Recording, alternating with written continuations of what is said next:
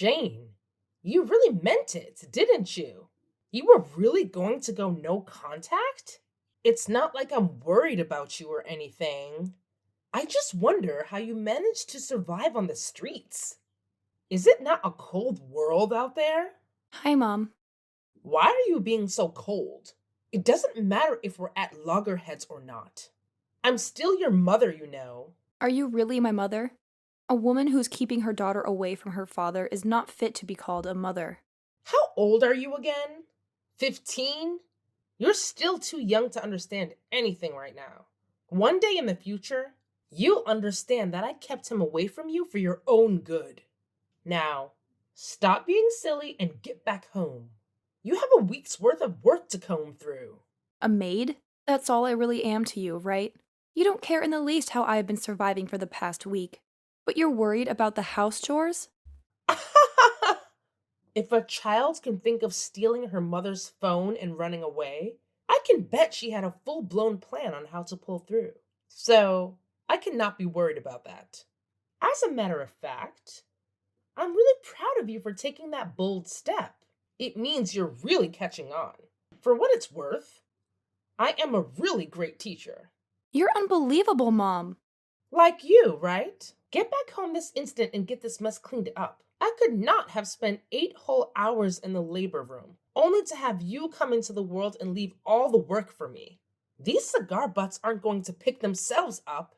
And just in case you don't meet me when you get back, the key will be in its usual spot. I'm not coming home until you tell me who my father is. Silly girl, I've told you this a million times. Your father is long gone. He's dead.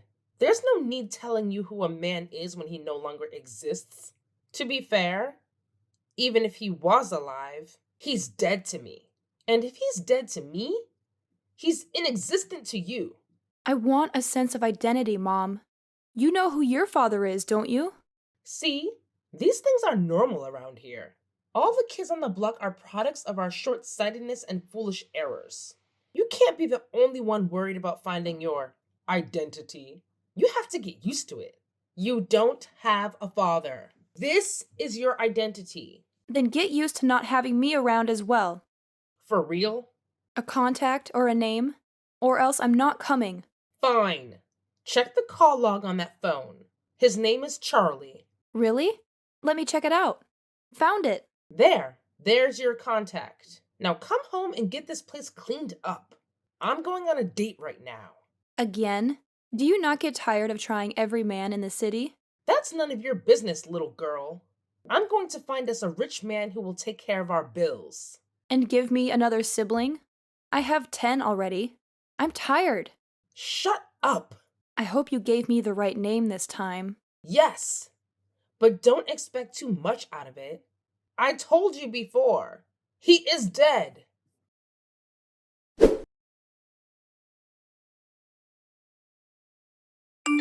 Hello.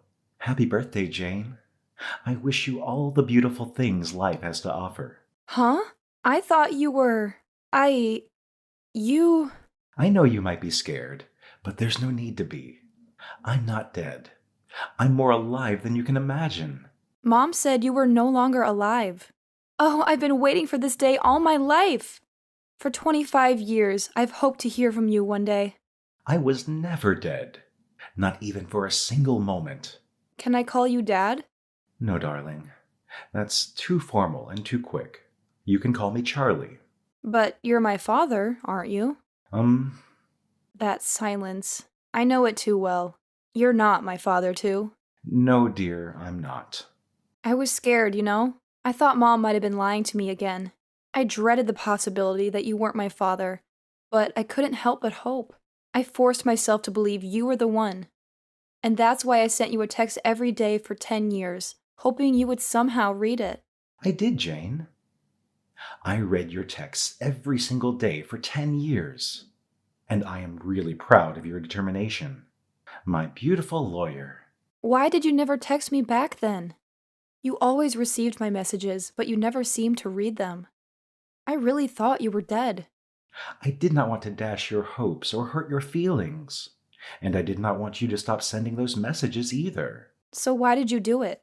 You see, that very day you sent your first text was the day I lost my only daughter. Wow, I'm so sorry. You don't need to be. You were my compensation. Your texts every day gave me a reason to hope. You made me feel like my Sarah was still there. Oh, I'm still so confused. It's understandable. Ask me anything. I'll tell you everything you need to know. Why did Mom give me your number when she knew you were not my dad? I guess it was because I was just recently involved in a fatal accident that claimed my left leg. I'm sure she thought I was dead. Okay, but is there no way you could be my father? Truth be told, I did have a fling with Eve. But being a man of integrity, I ran a DNA test to confirm your paternity when she brought it up. And? It was negative. I even have proof. No, I really thought I'd found my father. I know. You've told me a whole lot about your dream of having him walk you down the aisle. I might have to give up on that dream now. My wedding is in 3 months. I'm sorry that I'm not your biological father, but I am willing to help you look for him. Really? Yeah, I believe he is alive.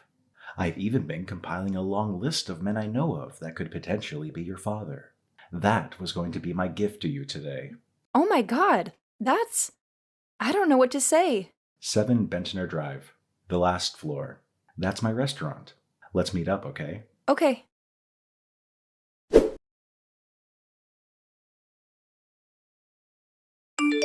You lying, cheating scumbag. What? Watch your tongue, young woman. You told me Charlie was dead. You told me he was my father. Okay.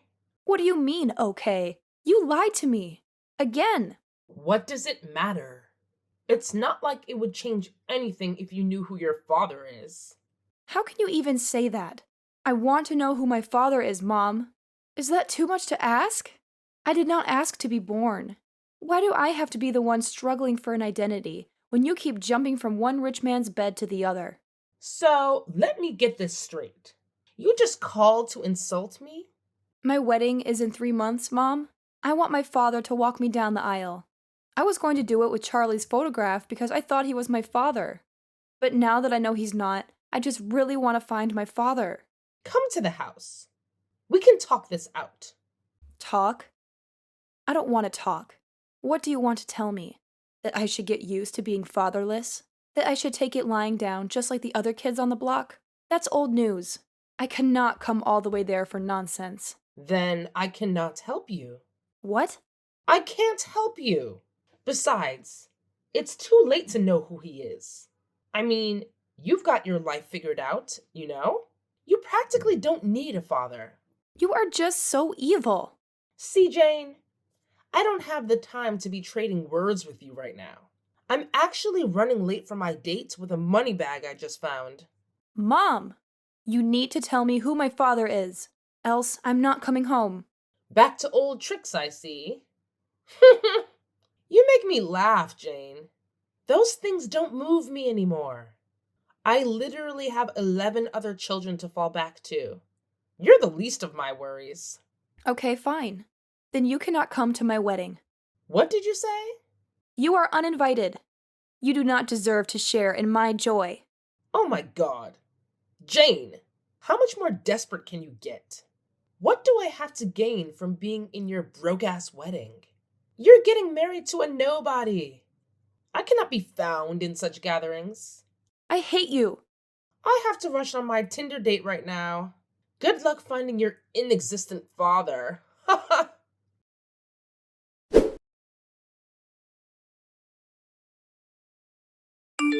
Hello, Jane. Hi, Uncle Charlie. How are you? Ugh! I'm frustrated. Why? Nothing we have done so far is working. We've checked out 9 of the 11 men you listed, and none has turned out to be the one. I'm fast running out of patience and money. I cannot keep paying fares for long trips to different cities in search of something I could have found if my crazy mother just told me. I understand your frustrations, Jane, but we should at least be glad they all consented to DNA testing. What if they said no? We would have been double frustrated by now. It's funny, but not funny. I just wish we could make some progress. We will. You just have to keep your hopes up. When? I don't even feel like trying anymore. Maybe I should just give up on my childhood dreams. You cannot give up now, dear. You've come such a long way to stop now. We're going to finish what we started. And if we're unable to find your real father, then so be it. Is there anybody you think it might be from the two? It's hard to say, but we'll just do what we can and leave the rest up to nature, even though I'm kind of worried about something. What is it? Henry Smith's. That's one of the last two men on the list. What about him? I doubt he'll consent to taking a test. Why? Who would reject the idea of finding his lost child? Well, a man who doesn't need one would. And Henry is one of such men. We used to be friends back in the day. Best of friends, even. But our friendship grew sour when Eve came between us. Okay. They were dating at first, but Eve left him because he was broke at the time. Typical mom. She got with me briefly after that, just to spite him. And that was how she broke up our friendship. Wow. But things have changed today. You won't believe it, but he's the founder and CEO of Woods & Company, one of the fastest growing construction firms in Mexico City. This guy is rolling in dough, like seriously loaded. Eve would be so flustered if she found out she ditched a guy with so much potential out of sheer greed. Wow, that's insane. So, what's the catch? Well, here's the thing. He has a strong reputation for being a no-nonsense kind of guy. He's not one to mess around, and I'm not even sure if I can help you approach him for a DNA test like I did with the others. I mean, I'm kinda ashamed of what I did to him 26 years ago, you know? Yeah, I get it. That's a tough situation. So, what do we do now? Honestly, I don't know. It's a tricky spot we're in. You know how you've been asking me what gift you'll give me for my wedding? Yeah, I remember. What about it? Well, here's an idea. This whole situation with Mr. Smith's could be the gift. We'll go and see him together as a team. Oh, I see where you're going with this. You mean I'll use my connections and experience to help you navigate this whole DNA test thing? Exactly. This is it, Charlie. It's a way for you to support me in a meaningful way, and together we can uncover the truth. What do you think? I think that's a brilliant plan, Jane. Consider it done. We'll face Mr. Smith together and see what we can uncover. It's a gift that goes beyond material things. It's about family and finding the truth.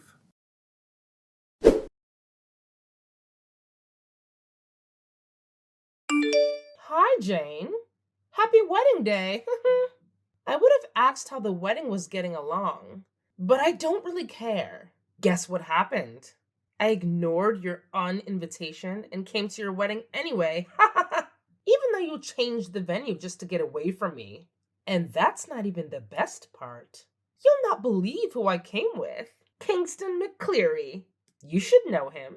He's the CEO of GA Automobiles. And most importantly, the new man in my life. Oh, I'm sure you can't relate to all this luxury. That's why you're not replying to my texts, huh? I told you. I'm still young and attractive. I can get any of the rich men that I want. I would have said that I can also steal your husband, but there will be no need for that because he's a broke dumbass. Haha. Well, not to worry.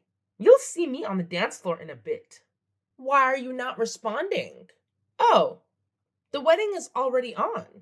Let's see what we have here, shall we? Oh, this is definitely more lavish than I was expecting. Actually, it's quite exquisite. Jane?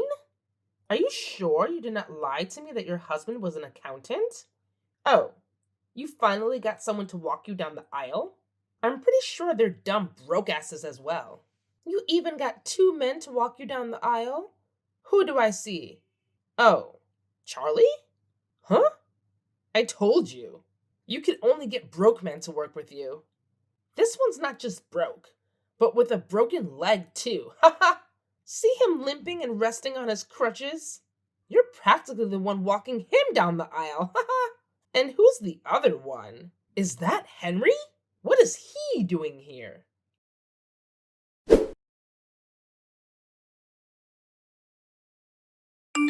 How dare you, you ungrateful imp?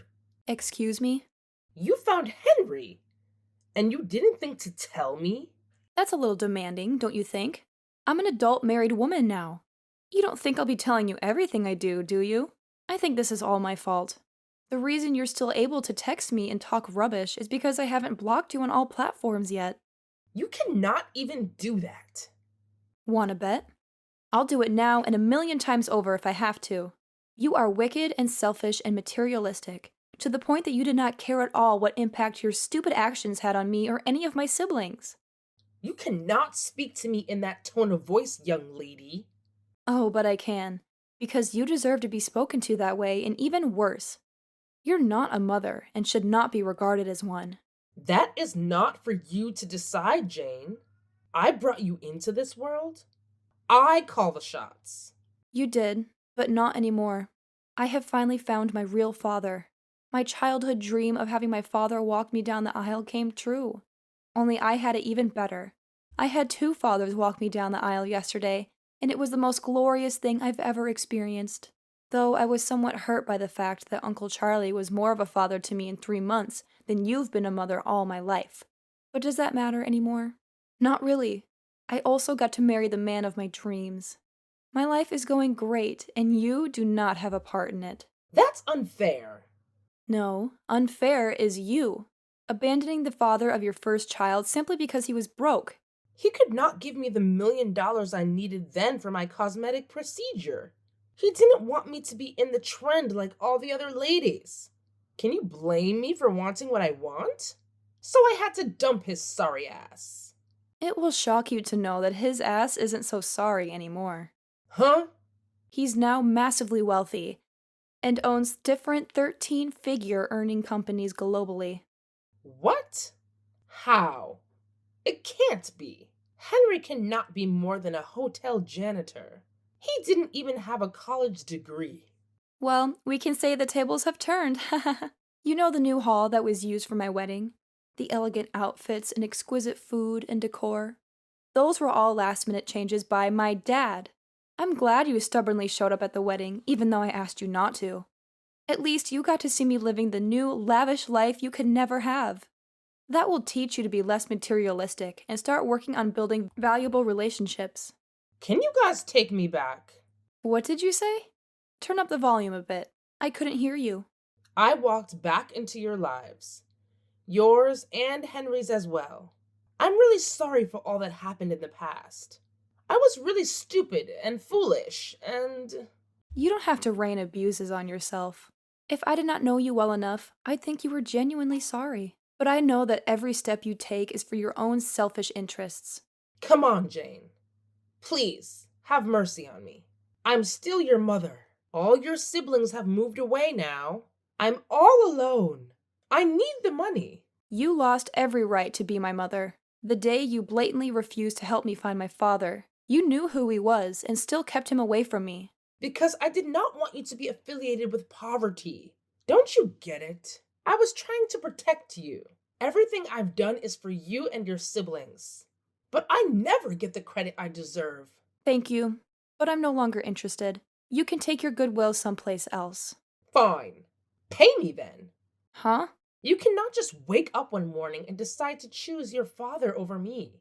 You have to pay me for all the years I single-handedly took care of you. You have to pay me for all the meals you ate for free under my roof.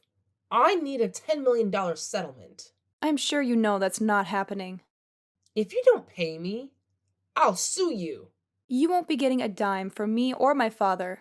You're just a creepy person. Please stay as far away from me as you can. Me? Creepy? Oh, you haven't seen creepy yet. I'll come all the way to your hotel and camp outside your room for as long as it takes for you to give me my money. You're not going to do that, Mom. You think? Seriously, Mom. You've done a lot of crazy things in the past already. Remember that time you showed up at my school wearing a clown costume? Yeah, that was a special kind of crazy. So I would strongly advise you to protect the little dignity you have left. Don't make any further mistakes. You'll pay for this, Jane. You will. Oh, please. Spare me the threats, Mom. You're not scaring anyone with your empty words. If anything, you're just embarrassing yourself further. So, do us all a favor and just walk away. It's time to accept the reality that you won't be getting any money from us.